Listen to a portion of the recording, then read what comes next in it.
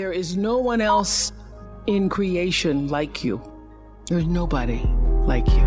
And what you've come to do and what you have to offer is like no other.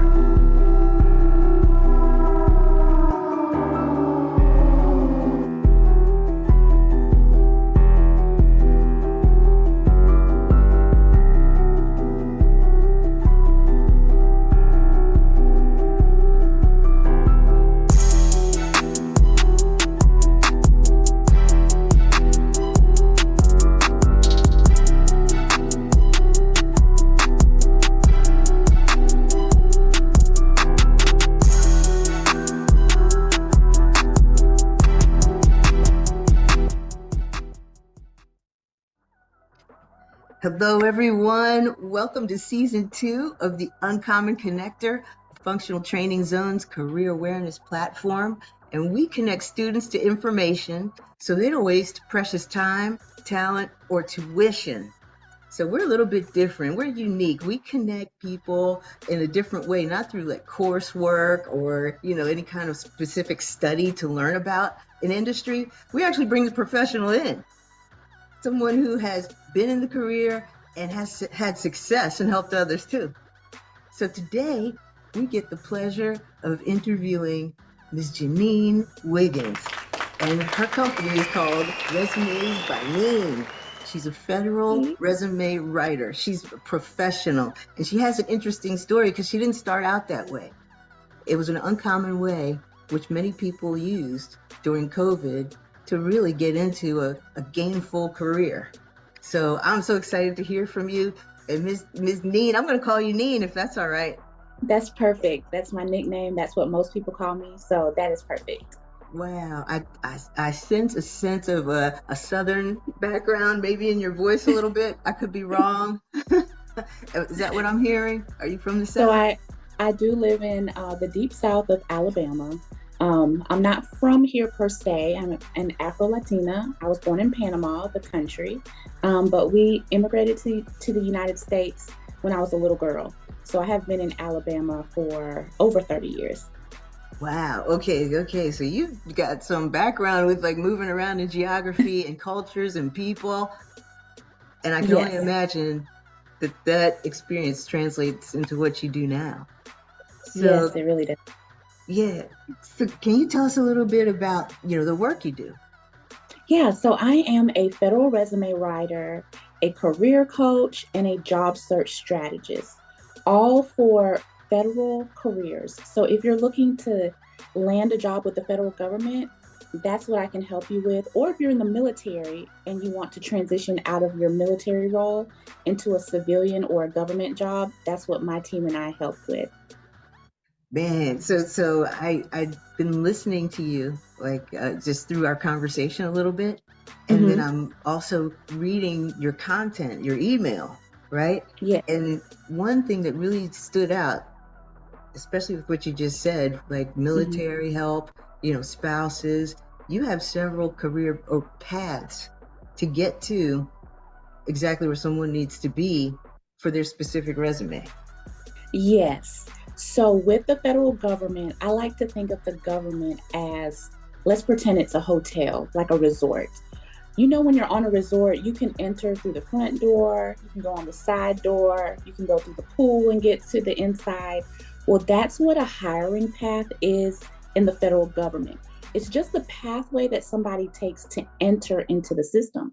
And so there's different hiring paths. There's paths for veterans, students, recent graduates, current federal employees that are already in the system who want to switch agencies, people with disabilities. So there's different ways to enter the government, but you still need the same resume. Okay. So that's beautiful. It's like you're a doctor, but when someone needs a referral to get deeper to their answer, that's where you come in. Right. Could you share how you came to this profession? Yeah, so I worked for 13 years at an electronic health medical record company. It's a corporate job. I went to work every day.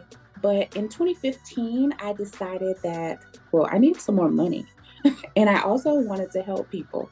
So I thought of what could I do on the side that would get me a little bit more income.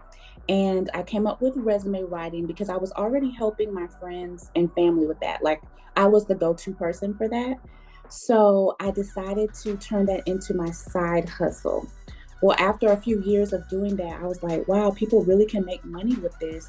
My clients were getting favorable outcomes. They were getting interviews and jobs. And I said, you know what? I want to turn this into a business. Then COVID happened. So we're all at home. I still was working, thankfully, but my job transitioned from the office into a remote job. So I was working from home and I was like, I still don't like this job. Like I have like exhausted all options. Like I'm trying to be open-minded, but this job is not fulfilling. Like this is not for me. So I, at that point is when I really did like my business paperwork to turn my side hustle into a real business, with, you know, taxes and the legalities of it. And then I started saving and saving and saving, paying off debt. And within 3 years, I was able to transition into doing this full time. So there was a plan. I didn't just up and quit my job, and I really don't recommend anybody to do that. Make a plan and gradually transition. So this has been since 2015. Wow. Okay. Okay. So you've really made like a full business out of this. Yes. So this is what I do every day from my business hours are 10 to 5. So this Oh, is what I do. This is my income. This is what I do. I love that. Congratulations. You freed Thank yourself you. from the corporate Thank you. monster. Thank you. You're welcome. You're welcome. So now when you talk about the, you know, your path to where you are today, Hmm. but it didn't start off like that, right? And our No, audience is primarily like 16 to 24. So, you know, can you segment out that time in your life that and time. like how you, Yeah. yeah, what did that look like? So, of course, I went to high school. After high school, you know, everybody says go to college or get a trade or work. So, I chose going to college. I went to the University of Mobile, that's down here in Alabama, and I went for 4 years. So, I have a bachelor's in communication. I didn't start that way. At first, I was going for nursing school. Nursing school was cool, but at the same time, I always knew I didn't want to be like a floor nurse. I wanted to be like a nurse for maybe a private office. But at the end of the day, that didn't work out for me. That wasn't God's plan for me. So I got my degree in communication. And then maybe within a few months after graduating is when I landed that job. So I had no idea what the job did. I just was applying because, you know, when you're young, you're just like, I got to get a job. I have bills to pay, student loans. I have to work. I need a Right, car right. note, You're not rent. even thinking career at that time. You just, I need a job Right. and I need some money. So that job was a job. I mean, it's a good job. I'm not gonna downplay them. It was a good job for me at the time that for that season in my life. But then I decided, of course, I was going to do my business. And then I am also right now back in school for my master's in business administration. And I'll graduate from there in 4 months. So What? I don't know when Oh, this is going to congrats. air, but I'll graduate in December. In December? Okay. Yes. Okay. So that was a 2-year program? Yes. two Okay. years, I go to school around the clock. So I don't have any breaks. I take a new class every 8 weeks. So it's been 2 years literally of classes. That's crazy. That's crazy. So from Mobile, Alabama to here, Yes. or, you know, you're still in Mobile, but you're definitely different in terms of your experience. And that changes who we are because now you have Yes, it different does. information. Yeah, it really does. Yes. So with the, you know, what you thought you were going to do, right? And Hmm. then there's a little piece of like, this is why I switched. This is why I changed. And from what I heard before, sounded like you didn't like at all what you were doing. No, I didn't. What I did was it was customer service. I love customer service. However, it's like when you're on a job and you're training other people to do your job and you don't get promoted, you just keep getting, oh, good job. Here's more work. My salary wasn't increasing by like a lot. I mean, I Okay. was grateful. I feel like you're supposed to be grateful in every season. However, I knew there was more for me. So for me, that more was let me make my own money because I can make what they're paying me now plus more. So that Hmm. was my reason. And it wasn't all motivated by money. It's also like my sense of purpose. And like I prayed about this first, and I really am solidified in the fact that God called me to this space to help job seekers. So that's how I live my life, is like hearing from the Lord and moving forward with that.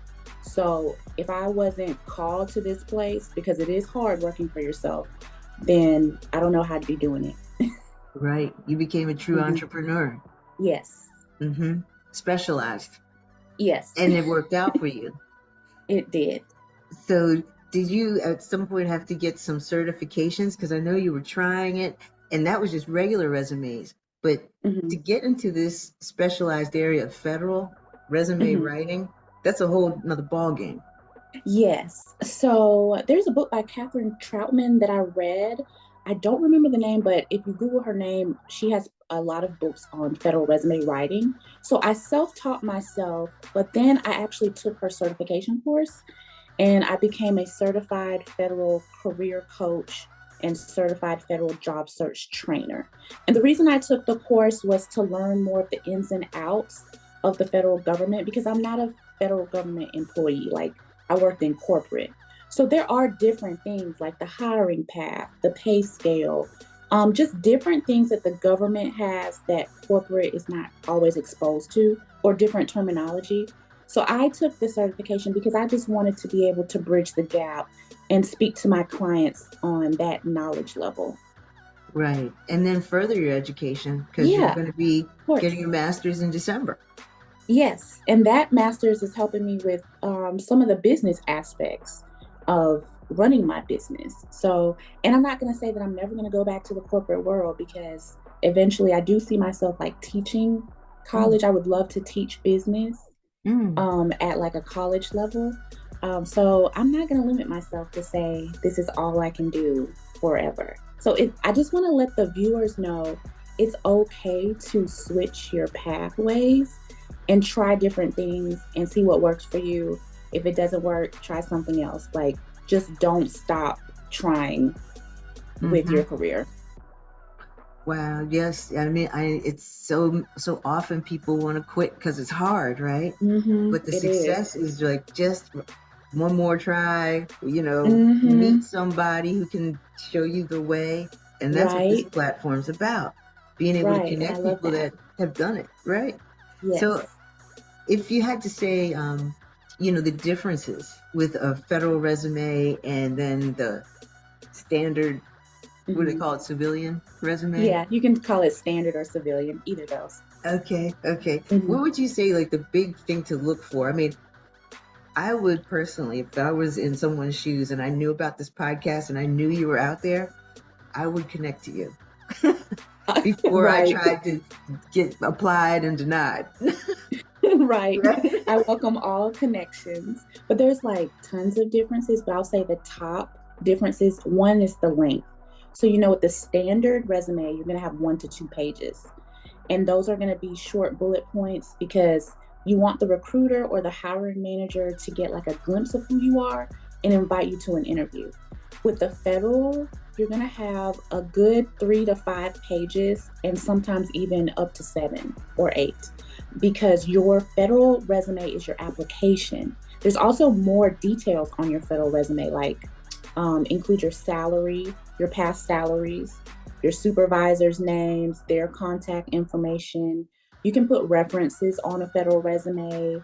You're going to put your whole address instead of just the city and state, because again, it's your application. And then your job duties and accomplishments and descriptions, they're going to be more detailed. So, like on a regular resume, you're going to have maybe you increase the revenue by so much money. But on the federal resume, you're going to actually tell them how you did that. So, you're going to walk them through your job, like what did you do on a daily basis. So, Mm. those are some big differences. So this is a bit of a question about like success rate. Like when Mhm. people apply for the federal government, of course, it's going to take a long time, right? Mhm. Before you hear something. Again, Yes. don't quit, don't be impatient, stick with it. right? You will get response. Right. If it's a hire or a denier. Right. Is that right? So the success rate with as far as going into the federal government, for one, like you said, don't quit. But the process is once you apply, so let's say you're applying through the public hiring path, that's the path anybody can use. So you apply for the job, then you'll have to wait for the job to close. So federal jobs have like a time frame of when you can apply. So when the position opens and closes, after the job closes, that's when they're going to start reviewing the resumes and applications. So about 2 to 3 weeks after that is when you'll hear if you were referred or not. And that's a different word because with the regular resumes and regular jobs, they'll just call you for an interview. With the federal government, you're going to get a referral or not. The referral means you're going into another candidate pool, and from that pool, they'll decide who they want to interview. So I like to remind people who are job seeking with the government that just because you get a referral, you may not get an interview, and that's really just up to the hiring manager. But keep applying. Like the federal government, people who are successful are very persistent with their application process. That's a lot of steps. Yeah, it's a lot of steps. And that's why a lot of people either don't want to do it or they apply a few times and they're like, forget it, this is not for me. But it really is for you. You're just not seeing it all the way through. Because you're not going to get you might not get a yes the first time. You might get a yes on the 8th time, and that's okay. Because I'd rather have like 7 no's and 1 yes than all the no's and I never tried for the yes. Again, back to don't quit. Don't quit. Be Don't patient. quit. Get the Yes. people that can help you get pushed through. And that brings me to the next question. Like with what you just shared and the level of process that it takes to become hired, I would feel like I would need a coach. I really do feel like people do need, I don't have to like hold your hand, but the support, because it is very frustrating when, okay, you might not have gotten referred, but when you read the reason, it's because they had to choose a veteran by law over you, or just perhaps maybe you just didn't get selected. You got referred, but they didn't select you for an interview. That's not necessarily your fault. They just selected somebody else. So that job wasn't for you. And then even when you get to the interview, if you do good on your interview and somebody else does well, they still have to pick somebody. So like, don't quit and don't let rejections like deter you from your whole future. Right. Every no is closer to a yes. Yes, that's right. Yeah, we're going to get more no's in life. That's just what it is. So we got to go for no to get to a yes. To get to a yes. Exactly. That's so true. Yes. So, just switching gears a little bit. And, before I do that, I do want to ask you, let's say I apply for this federal job that I really want, and I've been in queue to get referred for maybe 90 days. Is that an honest amount of time? It really depends on the agency, but my tip is to follow up. If you get a status or you don't get a status update, reach out to the person that's the contact person on the job posting. Because just sitting there waiting is actually not being proactive. You have to do something while you wait, and the do something part is following up. They're humans, and you have to remember humans are going to make mistakes. Think about it, it's just somebody like you and me working in a hiring position. They are human. They have family issues going on. They might miss work. They might go on vacation. And your follow-up might be that nudge to be like, oh yeah, let me get back on my job. So follow up. I always say follow up. I got to say this. What? We're back to don't give up. Don't quit. Yeah, the whole theme is don't quit. Don't just lay there and die. You got to get up and do something. Yes. And I heard a while back from a mentor, patience, Andrea. Patience is what you do in the meantime. Yes. And also based on follow-up, most people don't. Yeah, a lot of people do not follow up. And while you're waiting, apply for other jobs. That's not the only job. You know that saying, don't put all your eggs in one basket. That Yes. is definitely for the job application world. Like, there's not just one job for you. Well, there is one job for you, but apply for multiple so you can see which one job is for you. Yes. Yes. Yes. Yes. Yes. You're saying all the things that I had to learn. Yeah, I had Because to I've learn been that in, too. you too. Yeah. Because I've Hmm. been in workforce, for over 30 years. But Hmm. I did see a big difference once I started to say, you know what, I'm going to be different. I can stand out from all Hmm. these other applications. And Yeah. I would send a handwritten note because people Oh, stopped doing nice. that. Yeah. Yeah. Hmm. Back in the day, you used to apply, like, go to the place and write your application out and submit your resume by hand. They don't do that anymore, but that was really personable. And I think that's how we got jobs faster back in the day. Yeah. Because they can Hmm. meet you. Yeah. Right. Right. There's all Hmm. that wall of online world. Yeah. Yes. But then there's Almost chat. like, Go ahead. I'm I was sorry. going to say, it's almost like it's a benefit to be able to do things virtual, but there's also a slight disconnect as well sometimes. I always say it's got to be like high touch and high tech. Right. Put those together. Let's connect those. Then you really got something. So Hmm. here's what I'd like to ask you, and for the most part, you've answered it. But how do you maintain like a career work balance? I know I didn't ask you that, but with respect to like if you had to offer someone advice starting out. Look, I love this question because boundaries are so important. Like, as far as with my career, with my job, I have business hours, and most of the time, I'm not going to respond outside of the hours unless it's something that I really, really need to respond to. But most of the time, it can wait. So, one thing I like to tell people, if you're working for somebody or work for yourself, set your business hours. If you are on an employer's job, once you clock out, unless you're like an on call surgeon or something, there's nothing else to talk about. I'll see you the next day at 8 o'clock. Like, because even at my last job, we had a hurricane going on at one point, and my boss was texting everybody at first to see if we were okay. But then the texts were like, well, can you clock in? And it's like, I will let you know when I have power again so I can clock in. Until then, there's nothing to talk about. Because I mean, you should be able to trust your employees with that type of event. But work life balance, I like to say, make sure you spend time with your family. Like, you can't just work, work, work, work, work, make money, money, and then forego your family and your friends. So make sure whatever that looks like for you and for them, that you guys are setting time for each other. And then, stick to your boundaries as far as your employer or either your clients. Yes, yes. Hmm. I heard to go ahead and build in the family vacation, the birthday parties, the graduations. Do that first on your Yes, do calendar. that. And take your PTO. Like, employers don't give you time off to just build it up and build it up and build it up. And you're going 2 and 3 years. You haven't taken a day off. That is not a badge of honor.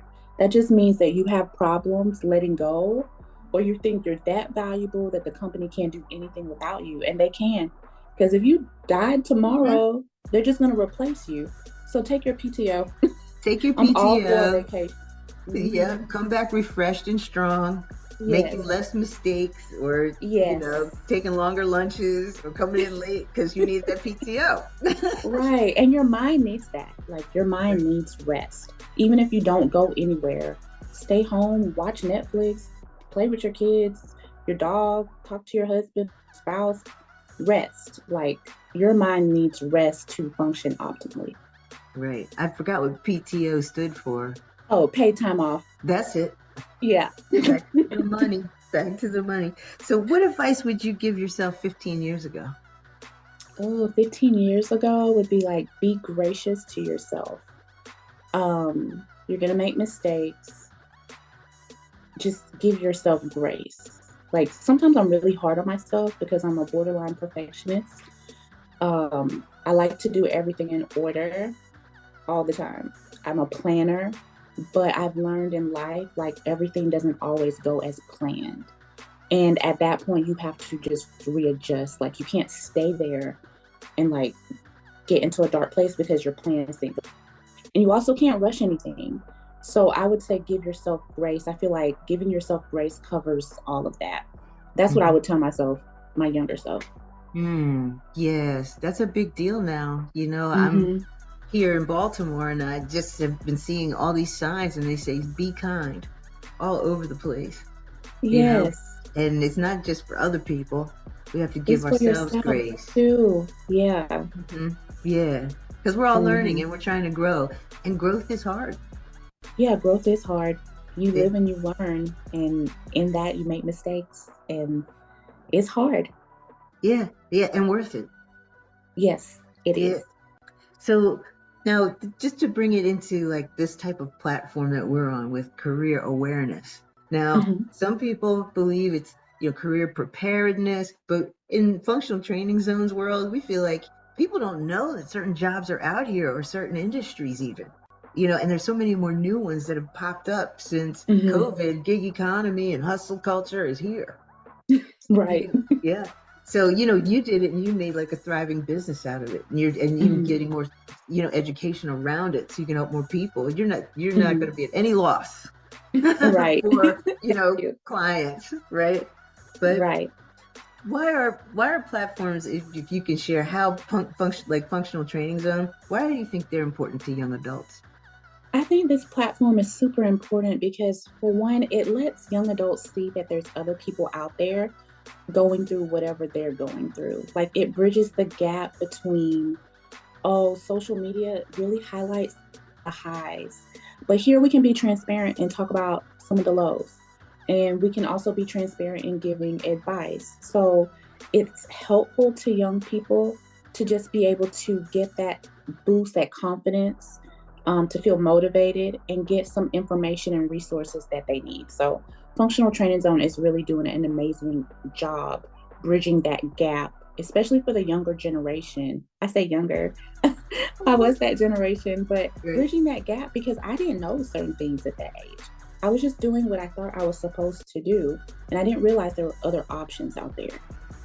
Right. And that's exactly why this is here. We want to bring people like you who are successful, who, you kind of like hit upon it. You didn't wake up and say, I want to be a federal resume writer when I grow up. I did not. I didn't even know that existed. I didn't even know people made money writing resumes until I just started, and I realized people just pay for things that they don't want to do. So you can really make money any kind of way, market yourself, and it can be a business. Yes. And you're certainly proof of it.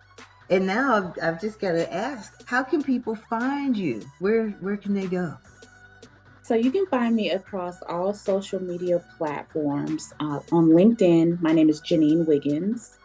And then on Instagram, Facebook, and TikTok, I'm at Resumes by Neen. And then, of course, you can find me on the website, resumesbyneen.com. But all my handles are pretty consistent. Just type in at Resumes by Neen and they'll all come up. Nice. Okay, good. And I will say this, with our communication and audience listening, she has got some beautiful hacks on how to get smooth communication and response, back to you once you do share, you have that down. So I think that's another beautiful thing that you can share with others. Yeah. Thank you so much. Yeah, you're a high communicator. I love that. Yes, I am. I really believe in over communicating, because you can never assume that somebody knows something. Even with the podcast, like, I don't ever want to assume that you know or I know. So I'm just all big on communicating. Not pestering anybody, but just making sure, did you understand? I always like to end some emails with, let me know if you have any questions. Because that just opens the door. Maybe you didn't understand something and you don't want to ask because I just ended it. But always ask questions and over communicate. I feel like that would make the world much better. Totally that. Yes. There's what I said, what you heard, and what I meant.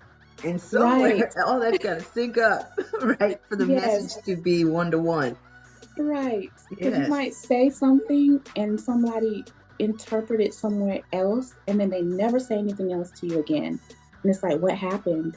if they would have communicated or asked you, hey, did you mean what you said when you said it this way?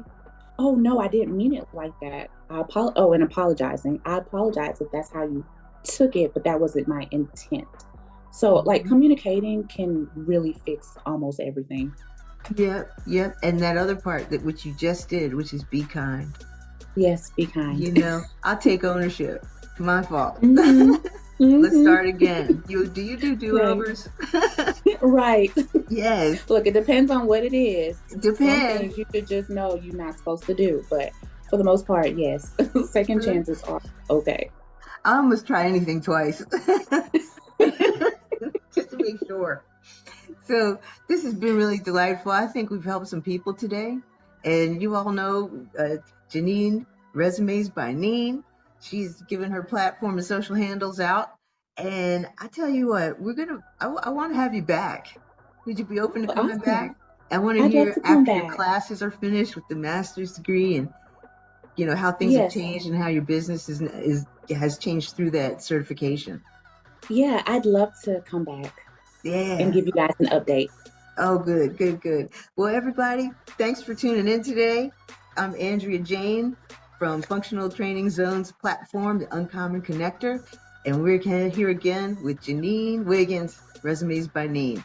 We'll see you next episode, season 2.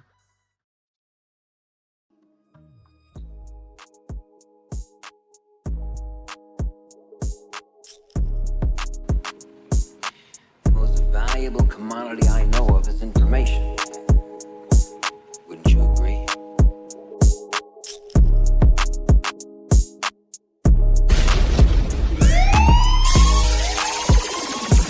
It's your boy JR dropping them beats.